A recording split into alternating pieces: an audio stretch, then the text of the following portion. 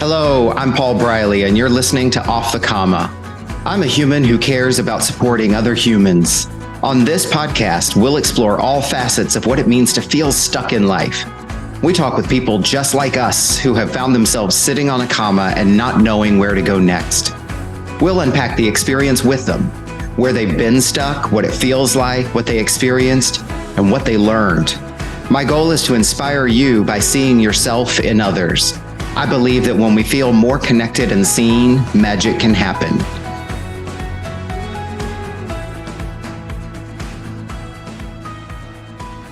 So I am so excited to have Tony here with us today. Tony Worsdall is a new friend of mine and a new friend of mine from the UK.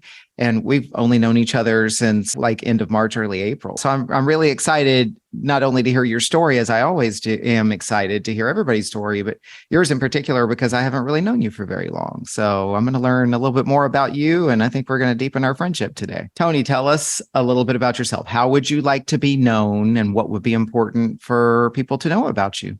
I guess, I suppose, professionally, I'm a project manager, change management, that sort of thing. I've worked in the public sector for most of my career, and I'm coming towards the end of my career. And I've sort of been someone who can get things done. I think, that's what most project managers do. And that sort of probably relates to my private life as well as my professional life. But that, work isn't just everything for me. I'm also a proud grandfather to 10 grandchildren, which is a great source of joy and challenge, but something that I really enjoy. Also, most lately, and probably how I'm becoming known now, is I've retrained as a sober coach to work with people who've already made up their mind to change their relationship with alcohol, and that's sort of becoming a bit of how I'm known now, and natural progression, I think, from what I've done previously, where ultimately I've helped people make decisions in their professional lives and moved people towards consensus and actions based upon that consensus. Well, it sounds like, family is important to you. And it sounds like in your roles, both your historical career and also the directions you're going now, it sounds like you're a bit of a facilitator. Would that be a fair word to use? Yeah, I think so. I mean, I think, whether it's in business or in your personal life, I think getting people to a point of consensus has always been something that I've striven to achieve. I think, particularly in the business world, if the stakeholders don't agree on things, then actually the end result's not going to be very easy to achieve. So, building a rapport and getting teams to agree where they're going and what their goals are has been a large part of what I do. And then apply that to some sort of project management type logic, if you like, to, once you've identified the tasks or the objectives, the goals, then actually getting them done, I guess, is what I am. A bit of a completer finisher, I think. And if you were going to pick, another one or two words to kind of describe yourself overall, what would those words be? I think I'm a very genuine man, very, very keen on living to my values and living my whole life by that. So I suppose I'm true to myself, and I'd like other people to believe it or to think of me that way as well. So, Tony, as we get into our conversation today, kind of just a reminder for anyone listening, you and I haven't talked about what you're going to be sharing today. And we do that to keep it real and authentic and unscripted and unrehearsed. And I'm excited to hear what you have to share. What would be your intention for yourself for this conversation? My intention would be really to share my experiences of what it has been like for me in recent years to get stuck, and the approaches I've taken both in professional and personal life to get unstuck, or in your terms, off the comma ball. And I think that's the thing I want to share, with a particular emphasis in this latter part of my career around the sober coaching, because for me that is the most significant, not just in my life now, but also the thing that I think I'd like to get over in this conversation about the value of that. Definitely an intention there, and I appreciate you sharing that. My intention for our conversation today is as always, to hold space for you to be able to share your story and speak your experience, with hopes that that inspires someone else who might be listening, and that it helps someone else feel a little bit more connected, a little bit less alone, and also that perhaps you walk away from this experience with something else as well. I'm discovering, the more episodes we do, the more comments I get from guests that it's like, oh, I ended up walking away with something from that, or that ended up feeling a certain way for me, and so that's been powerful. I'm hoping that is the case for you as well. I'm sure it will be, Paul. I'm open. I love to learn things, and I use whole of life as a way of learning. So I'm sure I'm going to learn something from this experience, probably about myself as well as anything else. So yeah, I'm open to that. All right, Tony. So you and I had already talked about this in a prior conversation as to how the conversation would flow. I've got 5 questions for you, and that's just the skeleton or the framework for the conversation. So let's jump in with the first question. Where have you found yourself sitting on a comma in your life? Probably quite a few times, I guess, is the answer. But I think rather than go back over the X number of years of experience, I think probably the last 10 years are the ones that are probably relevant. I think my first real getting stuck, although inherent in the job that I do, I'm always unsticking people. So you would think some of these things would be clear and easy for me. But my first big occasion for that was around about 2010, when my business was in a position, as a lot of businesses were, when the first global crisis occurred. The business that I was in, went from having 12 employees and, a good revenue stream to almost falling off the edge of a cliff. And, many businesses folded theirs, mine didn't. But I was stuck for a period of probably 4 months when I was deciding what I should do about the employees in the business. And that was a very difficult time because, although my business, I've been in business probably 25, 30 years now, it was the first time I'd really experienced that sort of, well, do I make people redundant? And do these people that mean a lot to me because they worked with me for many years, what's right for them? So I can recall distinctly that was a really difficult time for me. Financially, it was because we weren't earning, but I was still paying out. And, I'm sure, Paul, as your own and running your own business, when your outgoings exceed your income, you should be doing something different. But I sat around for too long, worried about the people that were working for me, rather than thinking pragmatically about the way forward and the way out of that situation. So that was the first occasion. Yeah, that worried me quite a lot. That made me feel a bit powerless. What was the hardest part of that? I mean, we can make assumptions based on all of our own experiences, and that sounds like it's, a very difficult and challenging situation to be in. But what was difficult about it for you specifically? I suppose that the difficulty is, like anything in business, until you've done it, it all seems hard. When you've done these things a few times, you learn by them and they become easy. So the first difficulty is I've never done it before. But hey, when you run your own business, you probably have that nearly every other day of the week because there's always something. Mm-hmm. So that was the first challenge. The second challenge was that the people that were around me had either worked with me or for me for probably 20, 25 years, all had their own different circumstances that, I was considering before making moves about the business. And I suppose the third difficulty was I really knew that actually the solution was to make people redundant, to cut my overheads and change the business model. And those were the difficulties I faced. Yeah. And just to clarify for listeners in other countries, particularly the US, my frame of when you say making people redundant, that's what we call layoffs over here. Yeah. And so basically having to let people go from their positions, which is very difficult. Correct. Yeah. Yeah.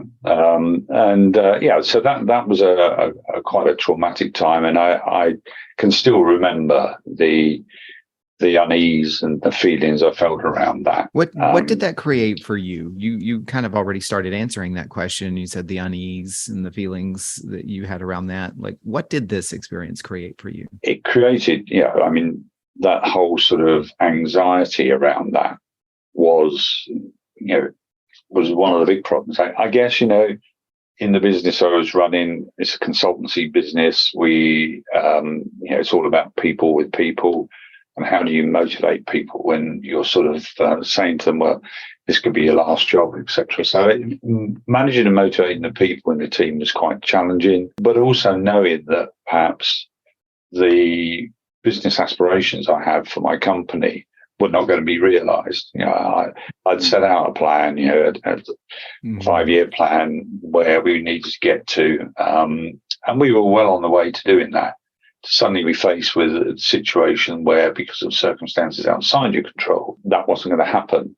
That was a personal challenge for me because I'd never experienced that. That was sort of almost rocking my foundations about, am I good enough for this sort of thing? Yeah. Well, and I want to acknowledge you for that, because even within this particular situation, you're speaking about these multiple levels of experiences, right? There's this tactical level of experience of, monitoring the books and having to react and respond to, the income and the expenses of the organization, and may have to make these staffing decisions. And then you're talking about, what does that say about me as a person, and like you said, this is hard because it's the first time I've experienced it or haven't been through this before. And what does it say about me and my ability? You said, I believe you said, maybe I'm not cut out for this. Yeah, absolutely. And those are themes I think that have run through my experiences for a number of years until fairly recently, where I've sort of realised that you can be good enough, and good enough is good enough. So I think that was that uncertainty that first time, and it had a lasting effect on me, because once I'd found a solution to that, I made sure I never got in that situation again. Well, I tried to. That's the second part of the story. It did happen again, but there you go. Okay. Well, so let's unpack just a little bit more that first part of the story, and then we'll jump into the next question here in a moment. But so the situations come up for you, and what it's creating for you is, this anxiety, as you mentioned, and this questioning of kind of your abilities, capabilities, identity. And then you said it did show up again later, and we'll come back to that. But you said something about like taking steps. These aren't the words you use, but you took steps to kind of prevent it from happening, at least before it happened again. Yeah, and I think in the business context, then I had some very good professional advice. I had a non-executive chairman in my business who guided me through some of that. And I think, that's one of the things I learned, that doesn't matter whether you're the chief executive or whatever you like to call them, there is always some benefit in seeking external guidance. And I guess that's why a lot of CEOs have business coaches now, because it's one of those sort of acceptable aids to business. I think that, quite a few people find difficulty in accepting, and that knocks on into the second part of the story. But having had that advice and seeing the way that I could ensure my business survived, not in the same format, but survived, and it's still running. That was the light at the end of the tunnel, and the things that it then made me aware of and made me ensure that I did or didn't do it again. Those were the key things. And the single thing that sort of resonates through all of that is and you'd probably say, is getting off the comma quicker. So make that decision, tough as it may be, whatever that decision is, spend time considering, but don't procrastinate. Because as soon as certainly for me, as soon as I'd made the decision to act and let the people go, that made a huge change for me, not just in my own personal self-esteem and anxiety, but it also indicated to me that I was good enough to make those tough business decisions, which actually made a lot of difference in the recovery plan of the business. Because although I never returned to employing 12 people, we worked through the subcontracting model then, which, is very common now, and it's probably the way that smaller businesses survive. What it did for me was effectively ensure that I never got to the position where, in reality, I was paying people out of my own personal money. I was putting other people's families before my own, which is what that's me, but that wasn't serving me or my family particularly well. So actually being able to make those tough decisions, as quickly as they need to be made, that was the big lesson I learned out of that. Well, and I hear that, and you really illustrate, another facet of this, multi-complex type of scenario whenever people find themselves sitting on a comma. And I hear you describing, this comma created anxiety and stress for you. It put you in a very difficult situation, difficult decisions to make, and questioning your identity and some of your beliefs and expectations. And when you realized that it was finally time to take some action, as you specifically said, in your case, a sense of urgency was an important part of that. So as you said, once I decided to take action, then I had to move quickly. And I learned a lot from that experience. And your goal, your outcome that you had set for yourself was to try to prevent this same type of situation from happening again. And it wasn't easy. No, but then, any decisions in business, when you're making them in your own business, most decisions are always a challenge. Yeah. Now, you said there's a second part to the story. So before I go to our next question, like you said, but it did happen again, and there's another part to the story. What came next? Well, that sort of, I suppose, the main part of the story is as I approached, towards the beginning of 2020, and at that stage, considering retirement, whatever that means. I'm 67, and I don't know when I'm going to retire, if I'm going to retire, but there's a sort of process you go through, working out how much time you need, how much money you need, etc. All those things were in my mind, and at the time I was considering all of that. I was not struggling with, I was contemplating my relationship with alcohol. And I had, despite the fact that I'd sort of learned these lessons, previously about making decisions quickly, this is one that I couldn't make quickly. I think for me, the journey towards making a decision to stop drinking alcohol probably took me 3 years. So to make a quick decision, here I am saying make a quick decision and get off the comma. This one probably took me a lot longer. And we'll talk about that process, but it was at the beginning of 2020 when I could see possible retirement looming, which probably meant more time than I had available to myself. Being someone who's drunk alcohol for 50 years or so, I would have more time. I would have a reasonable income, more time, more money. What could possibly go wrong? And that was the point where, just before lockdown, and it wasn't the pandemic that spurred me on, but just before that sort of became a reality, I made this decision to stop drinking alcohol and haven't, for 3.5 years. So the lessons learned of the previous decade and, the things that I did in my own personal and private life and professionally about getting decisions made quickly. It took me a little bit longer to make this one, but I think it's probably the one decision that I will never regret. And it's one that I think does take however long it takes to get there. What I'm hearing you say is, there was a difference in that earlier situation and this one in terms of how long it took me to make the decision, but it seems like it's almost not important to the story. Or is it? I think it's a sort of rationalization of a principle, in a sense, that the principle that I think I sort of adopt throughout my private and my professional career is about making timely decisions quickly.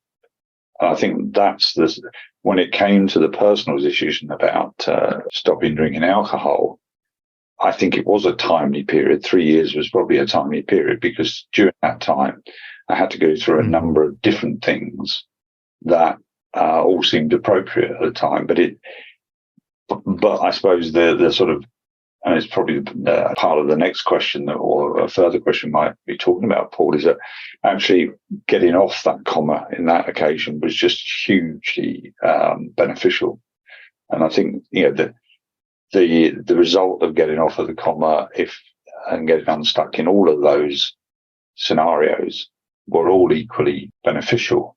But that single one that took me longer to make has changed my life completely. Yeah. What you touched on it a little bit. What ultimately made you make the decision beyond what you've already shared? What else would you add to that? The biggest thing was probably I had just come to the realization that I'd had enough. That I had enough of the anxiety or the difficulty, the mental torture, if you'd like to say, of knowing whether or not I could or I couldn't, whether, today was a drinking day or not a drinking day, and the realization that I was probably afraid of stopping drinking alcohol. And to me, that was a sort of a point where I just thought, well, this is going to change. And for me, that, it just happened that 6th of January in 2020, I took my last drink, and it has changed my life completely. And I think it's something that I wish I made the decision earlier, but I sort of don't think I could have done. It's interesting. I'm going to kind of interject my own kind of curiosity here because, you mentioned quitting in January of 2020, quitting drinking in January of 2020 after a 3-year process that you said took you a little bit longer to make that decision than other really monumental decisions in your past, as you've already shared with us. And yet you did that. And how many people really started like deepening or really getting into their relationship with alcohol as a result of the pandemic, right? Like here you are quitting in January. I mean, let's just be blunt.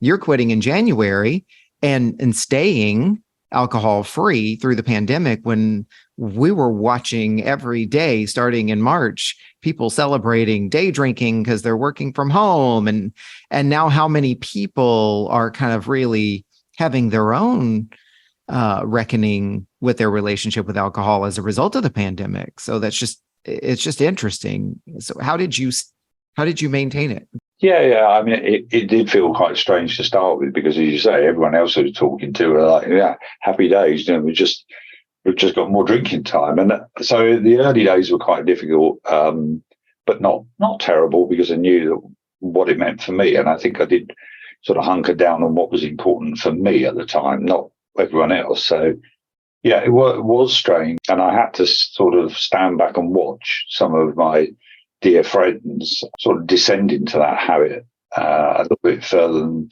I would have liked to seen, and probably they would have liked to see.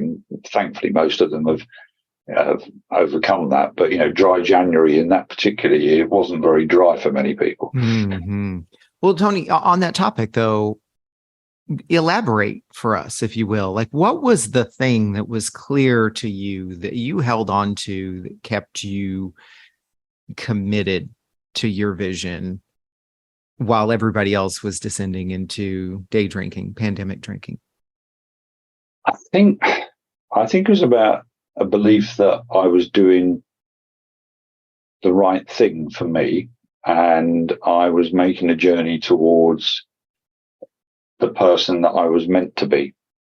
Because I think I had, like many, used alcohol as a way of numbing out things that either I didn't want to think about or I didn't want to contemplate or whatever. And I think, during that period, what I became aware of is that there was an authentic me that I lost, a good few years ago that was coming back. And I think it was that thing I held on to. And to anchor that for me, the biggest point was I had to tell someone about that.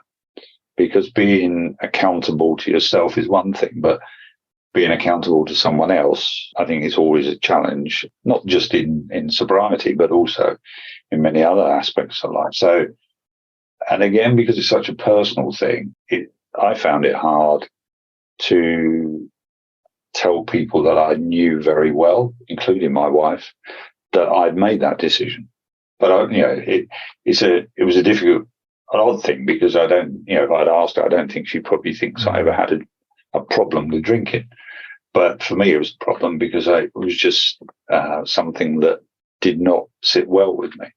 So actually being accountable to someone, and a dear friend that I have, I wrote him an email one evening, and as soon as I'd hit the send button, it wasn't quite a euphoria, but I felt just felt something completely different had changed then, because I'd sent this message to him saying, basically, I'm not going to talk about this, but this is what I've done, why.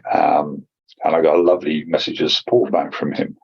And that, to me, that was the start of this thing. And that's probably why I hung on to that for so long, is just that feeling of being accountable.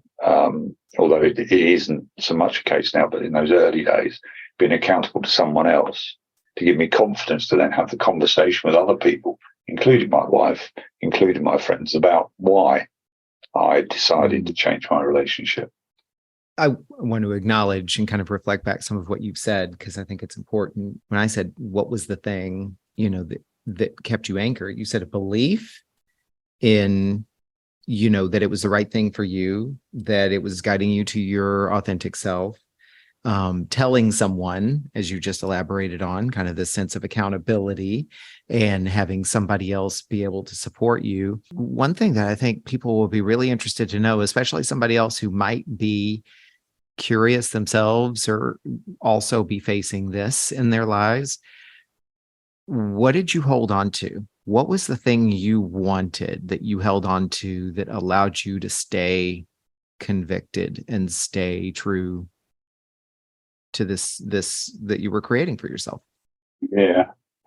A combination of things, really. I think if there was one thing I wanted to hold on to, it was the confirmation that I could do this. And because and as we develop the story, we'll talk about my more recent activities around helping other people. But it's it appears to be one of the most difficult things to do, is to make a decision that seems so logically easy, and how hard that is when you've made that decision or you're making that decision. So for me, having made the decision, it was sort of almost a binary thing. It's either yes or no. And it was like, I'm strong enough to hold on to this decision because it's what I know is right for me. And what I'm hearing you also describe is not a lot of thinking. It's a lot of feeling. It's a lot of tuning in to your gut, your intuition, your instinct, whatever you want to call it. Like, these things that you're describing aren't, well, I sat down and, wrote out a 5-step plan and then, set some dates and times. I'm guessing that might have been part of your process as well. But what you're really sharing with us is deep knowing. Yeah, I guess so. I mean, as a project manager, you'd expect me to have a project plan for this, but I don't. You're very, you're spot on there, Paul. It is about feelings. And though my ability to recognize those feelings has increased dramatically in the 3 years, because I think it's those feelings that drive me now. It's what I feel is right. Whereas, previously, maybe alcohol sort of just numbed those things out. Maybe I had a reason to do that. I'm sure I'm on a journey to discover what that's all about. I have some inklings about that, but it's still in my early thoughts. But I think suppressing my feelings is probably something that I've done very well for a number of years. And when I got to this point where you don't have the ability to numb those things out or just take that sort of those thoughts and those feelings away, now I can feel very comfortable with those feelings now and let them guide me. That's really powerful, because what I'm hearing you say is that I'm inferring here, so bear with me, right? And you and I we've both been through the same journey, so I'm putting some of my own experience in here. But let me just summarize for the sake of those who are listening. The feelings that you drank away are the very thing that you leaned into when you put the drink away. Yeah, it's powerful. That which breaks us can build us, right? Absolutely. And I think it's a journey that I'm on. I'm starting it, and it's something that I know. I've got a lot of work to do on that, but it's something that I'm really enthusiastic and I'm really sort of proud that I've done that. That pride is reflected by my friends and my family now. Now they've all got to the point where they know there's no question of well, why have you done that? But they're all proud of what I've done, which is gone on not just to stop drinking, but also to go on and help others by coaching people who want to give up or change their relationship with alcohol. So that pride has been reflected from my family on many occasions, which is something that again resonates with my sort of feelings as well. Tony, let's jump into the next question here, which is, what have you learned about yourself? What did you learn about yourself as a result of sitting on this or these commas? Well, let's talk about the most recent one, the quitting alcohol, because I think that's the most profound. And I've just discovered who I was meant to be. I think, all the things that I feel about other people and myself now are the things that they're the values that I grew up with, but somehow lost along the way.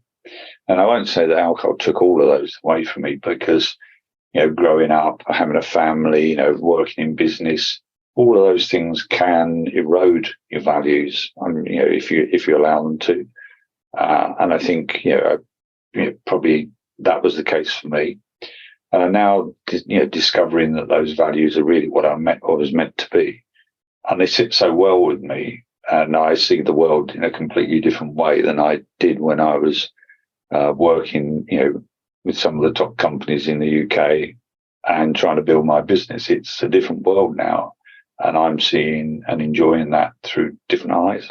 That sounds powerful. What would you say is your favorite new experience that you've acquired as a result of this? It's really sort of very simple. It's driving home at night and watching the blue light go flashing past you without worry. Yes, that is indeed a privilege, is it not? On so many levels, but on this particular level, we're talking about alcohol-free, right? Yeah, no, that might sound a bit trite, but it's the freedom that's associated with that. The freedom to be able to, when the 16-year-old granddaughter rings up, at 12 o'clock at night saying, "Can you come and pick me up because I'm in a bit of a mess?" Or I can do that, and that freedom to do the things that I think is right whenever they occur.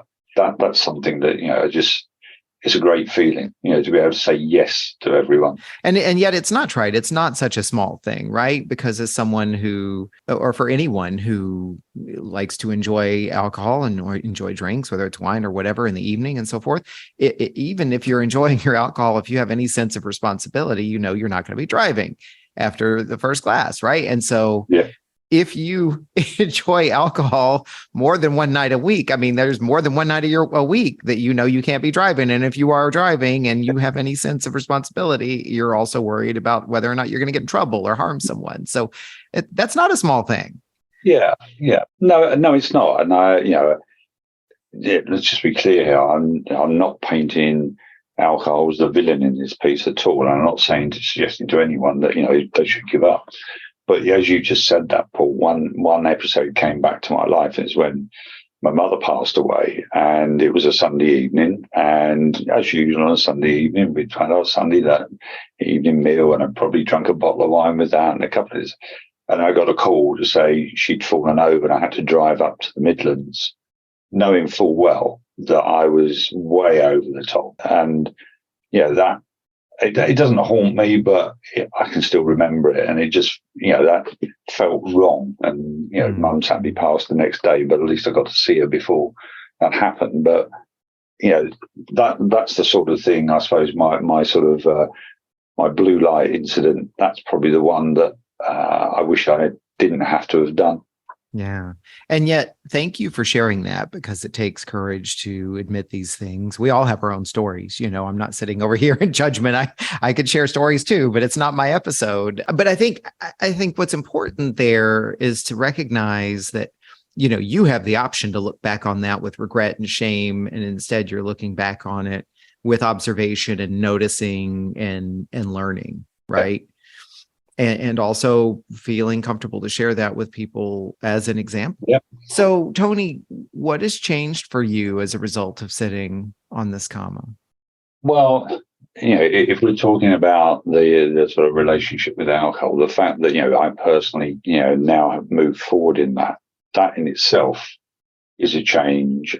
I've got more money. Unfortunately, I've invested that money in an obsession with buying old minis, but that's another thing. But out of that, I've got a lot more freedom of the things I can do and not do, and that's been a challenge. The things that you normally do with friends, being quite interesting. That's all settled down now, and from people wondering, had Tony got a problem? Or was I a bit weird, to actually now being accepted as something that quite a growing number of people are doing now? I think, has been something that I'm feeling more comfortable with.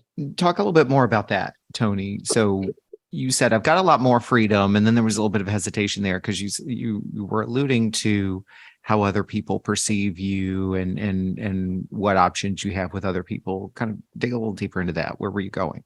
Well, I guess, the freedoms I feel now, because there's generally a greater acceptance that people who don't drink alcohol aren't weird in some way. That's a whole new set of freedoms that just feels so much more empowering now. The ability to go into, pretty much in the UK, the alcohol-free industry is pretty, up there. There are not many pubs and bars that you go into now that don't serve a variety of alcohol-free, whereas 3 years ago it was a different thing altogether. But that sort of ability now to go to any location and order a drink that is not going to be warm orange or Coca-Cola or something full of sugar, that's encouraging. And the whole social structure around that, for me, has changed quite dramatically, whether it's because my friends have all understood in their own way, not that I've had to explain to any of them, but maybe they've come to terms with that in their own way, that Tony doesn't drink anymore. It's so enlightening for me that I can sit around a dinner table, as I did last Friday, and watch the people I love and care for telling me the same stories over and over again that I've heard probably 3 times that evening, let alone before. But actually, I can sit there and take all that in and process it in the way I can now, rather than the way I couldn't do before. So for me, I'm actually beginning to recognize some of the strengths and the things in my friends that perhaps I didn't before, even though I've known them for 20, 30 years. It's quite interesting just to observe people when you're not not on your second glass of Chardonnay or whatever your particular version of poison is. Well, okay. So before we go to the last question, though, I kind of want to acknowledge something overall that I'm seeing. So if we take what you shared in your first scenario about your business from, the meltdown and the housing crisis, and then add to that, the experience with giving up alcohol, or rather quitting drinking and returning to sobriety in 2020, and then all of these things that you've described in the meantime, I see this overarching theme of being able to let go. Yeah. Like you described in 2010, you were holding on, but when you let go, you let go, and you had to move quickly. And then it took you 3 years to let go of the relationship that you wanted to end with alcohol. And And then all these other things you're describing, it's kind of like, yeah, people say this or this happens at the holidays or what have you. And I see you just letting go of that without even attempting to hold on to it. Absolutely. I mean, I think that sort of returns to this thing, of making decisions quickly, is not only whether it takes 3 years or not, but having made the decision, I don't go back. It's not that I think the decision is never wrong, but I just think that, if I've made a decision, then it doesn't serve me to keep thinking about what I might have done or what might have happened. I'm moving forward rather than looking backwards, because it just seems to me that you can always question your decisions if you choose to. But if you've made a decision, you shouldn't need to. It's, for me personally, I very rarely question those anymore. It doesn't mean to say I haven't got thoughts and anxieties and have some things about my past that I wish I hadn't done, but I can't change those. They're not things that I have any power to change. And in my sort of decision making, it's the same now. So once I've made a decision, whatever it is, I don't need to get hung up on what people think about that or the challenges that might come to that, because I've just made the decision to move on. And I know that there'll be another decision to make and another pause or what have you. But instead of considering, and it sort of is a bit of I suppose it's a bit at odds with this whole thing when you go back to what I do professionally, which is about consensus seeking. If you spend too much time getting consensus, you can probably just end up doing nothing. And so there's a balance that I find.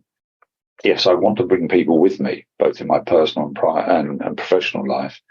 But if I can't, I'll make a decision and I won't therefore question myself going forward. And if I'm intelligent enough to listen to robust challenges, and I won't necessarily argue my corner unnecessarily. But, if there's a logic to how I arrive at a decision, why I make them, then I'm comfortable with that personally. So I don't need to challenge myself and let others do that and be comfortable with it. Well, and I hear you say that the context matters. And if we're talking about in the workplace, then there's more variables that are going to affect your ability to do that. But in your personal life, you get to make those decisions. I mean, that's the whole point of autonomy. Absolutely.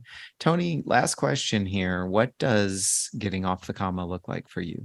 Well, for me, in the context of the new relationship with alcohol, it just means a huge amount for me. It's changed my life personally, and it's changed my view of what I need to do with other people. I guess it sort of coalesced with some other things that were going on in my life. As I'm approaching the age when most people stop working, I'm acutely aware I have experience that other people haven't. And I think that's true of professional and private life. And it seems to me a great shame of not sharing that experience with people to the benefit of people. It's not about, trying to tell younger people that, I've done it all before, so, listen to me. But it's about sharing that experience so that people can benefit from it. So I have professionally been coaching and mentoring people for about the last 3 or 4 years in a workplace. So when the opportunity came along to retrain as a sober coach and take the experiences that I had of the last 3 years out to the benefit of others, it just seemed the absolutely logical and right thing to do for me. And that's why, back in January of this year, and how you and I came to become associated with each other, I decided to retrain as a sober coach and start working with people that are stuck on, stuck themselves with this huge decision in their lives about whether or not they should maintain their relationship with alcohol or not. And that is just a whole different ballgame for me, because it's not work. It's a passion I have. It's a value I've got. And, it's something that I just get immense benefit, value out of. and enjoyment out of by helping other people become unstuck. So I don't know that I'm stuck at the moment. I'm sure there will be occasions when I will get stuck, but I think helping others to do that helps me make those decisions more quickly as well. Well, what I'm hearing you say is, regardless of when you're stuck, I mean, in particular with these two scenarios, getting off the comma means getting unstuck in whatever way that looks like, but also sharing the experience, giving other people an opportunity to learn from what you've been through. Yeah, absolutely. Absolutely. And I think, I sometimes think now, isn't that what we're here for? As human beings, despite all the nonsense that's going on in the world at the moment and will continue to go on, isn't our real value to help other people? Where we get fulfillment and they get benefit and fulfillment as well. Because it sure as hell feels like that at the moment. For me personally, it feels like, I am getting the best value out of my life, the best fulfillment out of my life because I'm helping others. That sounds really powerful. Tony, what would you acknowledge yourself for right now? That's a challenge. Because none of us like to admit what we get. Well, I acknowledge yourself. I think I've become or am becoming a much more tolerant family man. I'm not saying I was intolerant before. I'm growing into a role as a grandfather that I feel really, really comfortable with.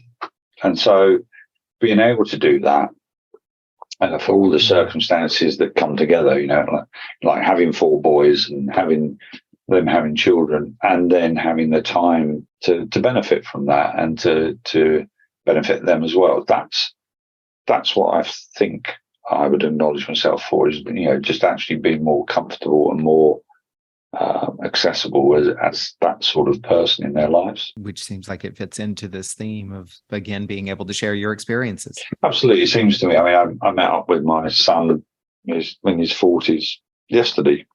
So he lives in Devon, which is about 3-hour drive from us. We met up halfway and we just spent time talking. And he said to me, in his WhatsApp message later last night, what I really love, Dad, is we can talk for hours. And that, I just think, is one of the things that I either didn't have time for or didn't feel the need for.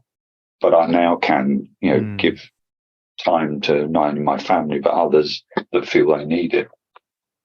That sounds very meaningful. And I'm sure they value that as well.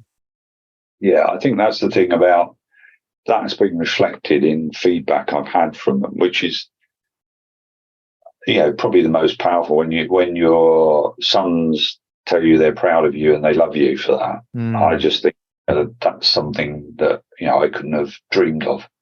And I think, it's so precious now. Yeah. Wow. That's very moving. And that sounds like that has to be extremely impactful for you. Tony, let's land this plane. So tell us, where can people find you and how could they get in touch with you? Well, the sort of new alcohol-free Tony can be found at sober60.com.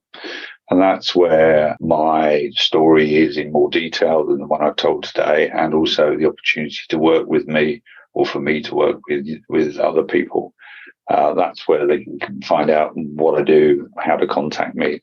It's all there. There will be in the show notes. There'll be other contacts in there as well. But that's the way to find me. I'm on socials, but it's Sober60 in LinkedIn, and on Facebook will find me as well. Yes, and we will have this in the show notes. And then also, as with every guest, I give you an opportunity to acknowledge other individuals or organizations that might be meaningful or important to you, and lift up others and boost them. So who would you like to acknowledge today? Well, I guess, the thing that really changed the way I thought about my relationship with alcohol was when I came across Janie Lee Grace's Sober Club. So the soberclub.com is something that I've been involved with since it started, which is over, around about 3 years or so now. So Janie's I've worked with for a number of years. I think that's something that is quite significant in my journey towards sobriety. But I also, the books that I refer to in the show notes are also, important to me as well. But the working with Janie and sober clubs led us into this new area of sober coaching, which Paul, you and I have been talking about for a while, about getting sober guys talking, which is something that we want to do more of, because guys just don't talk. They don't talk enough to talk, about anything, but let alone the challenges they're having with alcohol. So the sober guys is something that we'll see more of as the year continues, and details that can be found on the Sober 60 website as well. Tony, thank you for joining us and for sharing of your story and your experience, holding true with exactly what you said is important and valuable to you now, right? Here you are sharing your experience and giving us some insight into, your own life, and allowing people to take from that things that might be inspiring or helpful for them as well. So thank you. Yeah, my pleasure, Paul. What an honor it is to witness these stories from these amazing human beings, and today's guest was no exception. I invite you to think about what you learned from this conversation. What stood out for you? What challenged you? What inspired you? And I encourage you to write it down in some form of journaling and reflection. I can't tell you how magical it can be to set aside your expectations and just let your thoughts flow out of your head and onto paper. You don't have to have an agenda. You don't have to do anything with it, but you can be amazed at what comes out of your thoughts and onto paper and what that can do for you. I know freestyle journaling has been a powerful practice in my life for a very long time. You just never know what you might discover about yourself. Thank you for listening to this episode of Off the Comma. Follow me on social media at Off the Comma, and also look for upcoming workshops and events at offthecomma.com, or better yet, go to offthecomma.com and sign up for my mailing list and let me bring the news directly to you. I am passionate about keeping this podcast ad-free so that we create a safe container for people to be able to tell their stories uninterrupted by commercials and promotions. I currently cover all the production costs, and I'm happy to continue doing so. And I'm also open to and appreciative of any donations that anyone would like to contribute. This is nothing more than to be able to support the podcast and cover some of the monthly editing and producing and equipment costs that are associated with this podcast. So look for the donations link in the podcast descriptions wherever you find this podcast. Be sure to like this episode, follow the podcast, and more importantly, spread the good word. If you were moved by today's conversation, pass it along to someone you care about. As always, keep noticing.